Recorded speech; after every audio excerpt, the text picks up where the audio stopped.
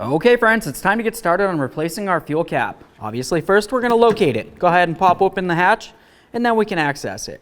The first thing we're going to do is just go ahead and pop this off of here. There we are. Turn that counterclockwise and remove it. Now it's time to install the brand new fuel cap here.